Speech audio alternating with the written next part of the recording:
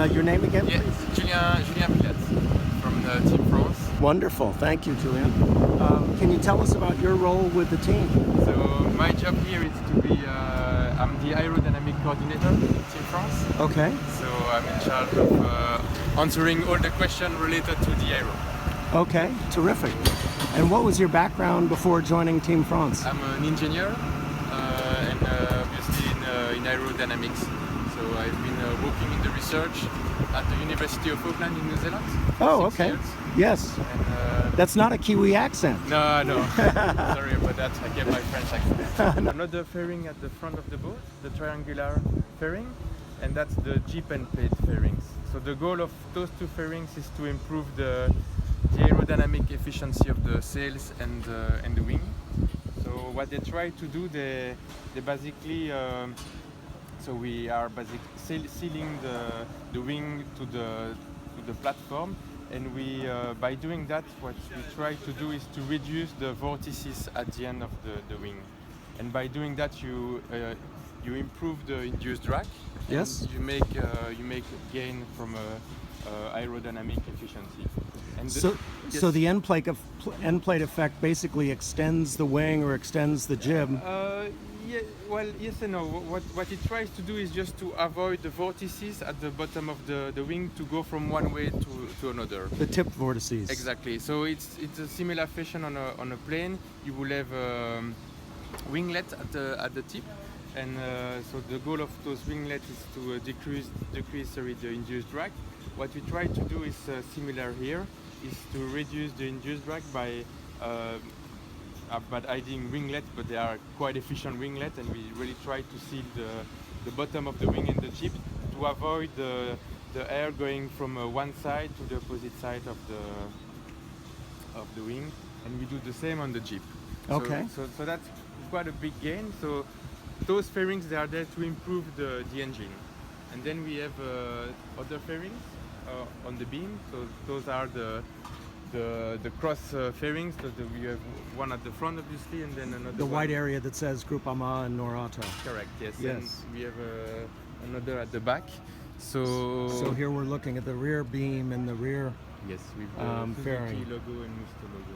It really does. It looks just like an airplane wing. Mm-hmm. Is it obviously it's trying to minimize drag? Is it also creating lift? Yes. So what it does here, it improves the penetration of the platform into the air. The front fairing helps a bit to generate righting moment. So when the boat sails, obviously you have air around those fairings, and the front one, they help a bit to generate righting moment. So why we want to do it? It's to enable the wing trimmer to trim on a bit more the wing sheet, so it can generate more dry frost, and then it's gonna result into a gain in performance. Okay. The half beam is a bit different. So what we have tried to do here is to reduce its drag. So we came up with an angle that we felt good for this purpose, and then. So is any of this adjustable, or do you change the angle of attack? So from in the the design? point of view, we are constrained, obviously. So the fairings cannot move. It's prohibited. So the shape is fixed during sailing, and at the top of it we have to respect an area. So the area of all the fairings looking from the top is 33 square meters. So it's important to respect that. Yes. So you have to find trade-off between the size of all the fairings. So obviously here, a fairing you can see at the back, it's a bit shorter at the middle. So that's something we found Yes. good to be. We saw on Tuesday that the fairings were starting to break away Yes. on several of the boats in the heavy wind that we had Tuesday. Those are two fairings here. The front beam fairing here. Oh, yes. So we did have that issue during a training. So obviously when you nosedive, you have a lot of water pressure on it, and those are aero fairings and not hydro fairings, so Right. it can blow away, and we had this problem in the past. So you do a nosedive, start to pitch pole, and the water comes over, And it takes it over. Yes. and that fairing can create more downforce. I think we might have to go. Yeah, we're moving now. It's so nice of Team France to invite me to be on the boat while they're preparing it to launch today, to practice. Here comes the wing. Certainly a much simpler procedure to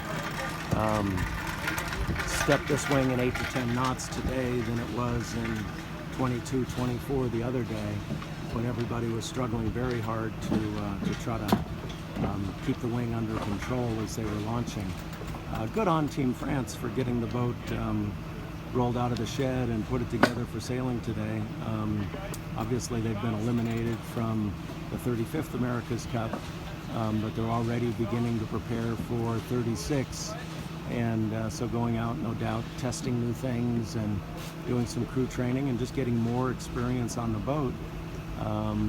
They say time on the water is everything, and so they're getting time on the water here. We've got a rigger here attaching the side shrouds for the wing to the hydraulic mechanism. No doubt this is one of the trimming mechanisms, although it doesn't look adjustable, so this might just be a side shroud that is a static control.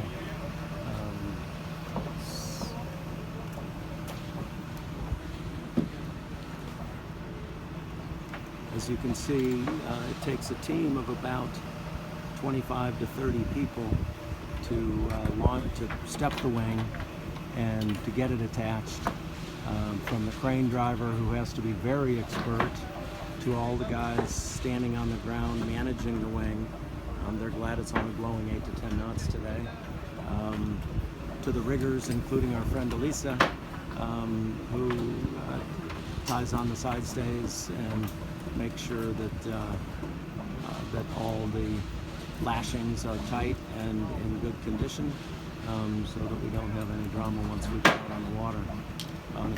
It's quite an operation, and good on Team France for going through and doing this. Should be a beautiful day sailing today. Forecast is for 12 to 18 knots this afternoon, so really ideal for these foiling catamarans. Looking down across the crossbeam, interesting that you can only have 33 square meters of aerodynamic surface when looking from above. So trying to limit what the boat can do, limit budgets, and make sure that the boats are reasonably equal. And for example, BAR had a gentleman named Adrian Newey who was their aerodynamic coordinator. Adrian is world famous in the Formula One community as the finest aerodynamicist that Formula One has ever known, having worked for teams like McLaren and Williams and others. The genius of a man, motor racer in his own right. I was at Goodwood Motor Race in England several years ago, and Adrian was there racing with Bobby Rahal, and he had a Jaguar XKE and E-Type that looked a little bit different than all the other E-Types, and as you look more carefully, he had a number of wings and aerodynamic appendages that he had designed for his E-Type, which made it presumably a little quicker and a little more stable on the course at Goodwood. And Bobby Rahal that day was quickest in his group, and partly Bobby's a phenomenal driver, but also no doubt Adrian's aerodynamic bits, which certainly no one else had amongst this vintage group. A multi-million-dollar a year aerodynamicist working on vintage cars is kind of an interesting thing to see.